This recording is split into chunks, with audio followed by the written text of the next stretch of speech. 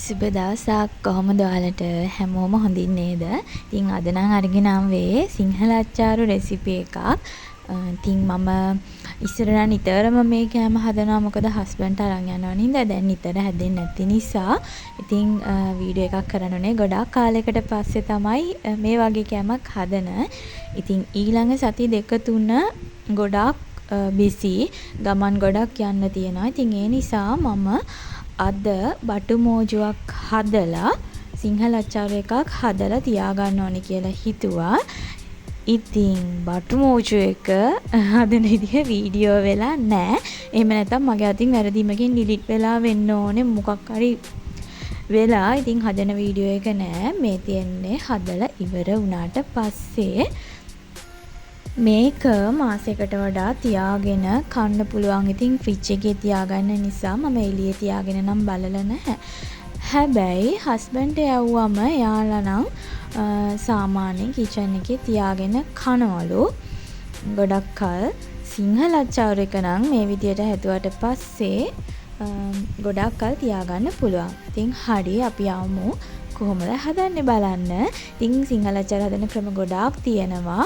දැන් අද මම ගත්තේ කැරට්, රතු ලූණු, ගස් ලබු, අමු මිරිස්,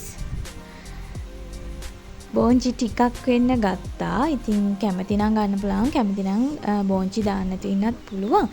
මම වෙනදට දාන්නේ අද ගෙදර බෝංචි තිබුණ නිසා ටිකක් දැම්මා.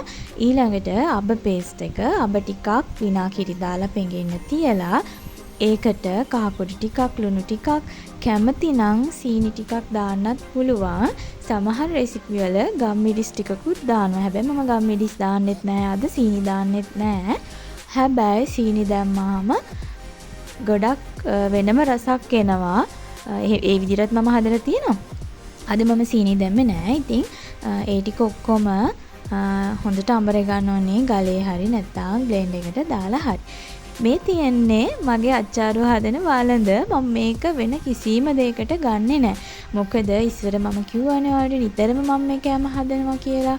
ඉතින් මම හදලා යවන අච්චාරු එක හස්බන්ඩ් විතර නෙමෙයි, එයාත් එක්ක වැඩ කරන අනික් හැමෝමත් ගොඩක් කල් තියාගෙන කන. ඉතින් මම මේ වළඳෙන් එකක් හදුවට පස්සේ ගොඩක් කල් තියාගන්න පුළුවන්. ඉතින් මම වතුර චුට්ටක්වත් ගාවන්න නැතුව, චුට්ටක්වත් අතින් අල්ලන්නේ නැතුව තමයි එයාට යවනකොට හදලා යවන්නේ. ඉතින් ලොකු දෙයක් නෑ. තව දෙයක් ඔයගලන්ට පුළුවන් නම් මුරුංග පොත්තක් හොයාගන්න. ඒකත් අලලා මේකටම එකතු කරන්න. ඉතින් මේ ටික ඔක්කොම එකට දාලා මික්ස් කරගන්න තමයි තියෙන්නේ. හරිම ලේසි. හැබැයි මේක හදපු ගමන්ම කන්න බෑ. අර විනාකිරියකට දාලා තම්බලා ගන්න අච්චාරු එක තියෙන්නේ. ඒක ඒ හදන වෙලාවෙම කන්න පුළුවන්. හැබැයි මේක හදපු ගමන්ම කන්න බෑ. අනිවාර්යෙන් ඔයගලන්ට අඩුම දවස් 5ක්වත් තියන්නම වෙනවා.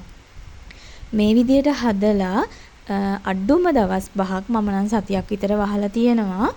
ඉතින් හොඳට රෙදි කෑල්ලකින් මේ වළඳේ කට ගැට ගහලා පිරිසිදු රෙදි කෑල්ලකින් ඊට උඩින් පියනෙන් වහලා තියාගන්න පුළුවන්. ඉතින් මේ අමු මිරිස් ටික මොකක් හරි කට්ටක් හරි නැත්නම් පිහියකින් හරි පළලා ගන්න වෙන වෙන නැති විදියට. එතකොට ගොඩාක් හොඳට මේ හැම රසක්ම ඒකට අල්ල ගන්නවා සහ ඉක්මනට අමු මිරිස් එක විනාකිරි අබ පේස්ට් එකෙන් තැම්බෙනවා. එතකොට ගොඩක්ම රසයි. ඉතින් මේ වතාවේ මම මේ හදපු අච්චාරු එක අපි දවස් 5කට පස්සේ කන්න ගත්තා. හැබැයි එතකොට ගොඩාක්ම මේවා තැම්බිලා තිබුණෙත් නෑ. හැබැයි සාමාන්‍ය ගානකට තිබුණා. එතකොට කැරට්, ගස් ලබු එහෙමත් කැමති ප්‍රමාණයකට කපා ගන්න පුළුවන්. ඉතින් රතු ලුණු එක නම් අපි කපන්න නැතුවම එකතු කරන්නේ. රතු ලුණු ටිකක් වැඩිපුර එකතු කරගත්තොත් හොඳයි. මොකද ඉතින් අච්චාරු එකේ තියෙන රතු ලුණු ගෙඩියක් දාගත්තත් බත් එක හොඳට කන්න පුළුවන්. ඉතින් ඔහොම තමයි හදන්නේ. හරිම ලේසි. මුරුංග පොත්තක් තල්ලා දාගන්න. එතකොට රසයත් වැඩි වෙනවා සහ අච්චාරු එක ගොඩක් සැරයිනේ සිංහල අච්චාරු එක. මොකද මේක උයලා එහෙම කන එකක් නෙමෙයි. අබ විනාකිරි එකතු වෙනවා කියන්නේ ගොඩක් සැරයි. ඉතින් ඒ නිසා ඔයගලන්ට පුළුවන් නම් ගොඩක් හොඳයි මුරුංග පොත්තක් තලලා දාන්න. දැන් මට මේ වීඩියෝ එක කරන වෙලාවේ මුරුංග පොත්තක් තිබුණේ නැහැ. හැබැයි මම පස්සේ මේකට මුරුංග පොත්තක් හොඳට පිරිසිදු කරලා සම්පූර්ණයෙන්ම වතුර ඉවත් වෙනකන් තියලා හොඳට තලලා මේකට එකතු කරා. ඉතින් ඔච්චරයි කරන්න තියෙන්නේ. හරි ලේසි. ගොඩාක් කාලයක් තියාගන්නත් පුළුවන්. ඉතින් හදිස්සියටක් ගාලා හදලා ගන්නවා නම් ඒ වෙලාවේ කන්න ඔයගලන්ට පුළුවන්. අර විනාකිරියක ලිපේ තියලා ඒ රත් වෙනකොට ඒකට මේ දේවල් වෙන වෙනම දාලා ටිකක් තැම්බුනහම ගන්න අරගෙන මේ විදිහටම අබ පේස්ට් එකට මික්ස් කරන්න පුළුවන්. ඉතින් ඒක ඒ වෙලාවෙම කන්න ගන්නත් පුළුවන්. ඒකත් මං හිතන්නේ සතියක් විතර තියාගන්න පුළුවන් වෙයි. ඉතින් ඔන්න අච්චාරු එක හදලා ඉවරයි. ඕක තමයි මම හදන රෙසිපීස් වලින් මම වැඩිපුරම හදන රෙසිපි එක. ඉතින් ගොඩාක් කල් තියාගන්න නිසා තමයි මම ওই විදිහට හදන්න ඉස්සරින්දම්ම. දැන් හදටම රෑ වෙලා තියෙන්නේ. ඉතින් අදට වීඩියෝ එක නවත්තනවා. මම අද රෙසිපි එක ගේනනේ වීඩියෝ එක කරේ. ඉතින් ඒත් එක්ක මට හිතුණා මේ පොඩි වීඩියෝ ක්ලිප් එකත් එකතු කරන්න ඕනේ කියලා. මොකද අදත් මට හිතුණා අපේ පිච්චවැල ඔයගලන්ට පෙන්නන්න.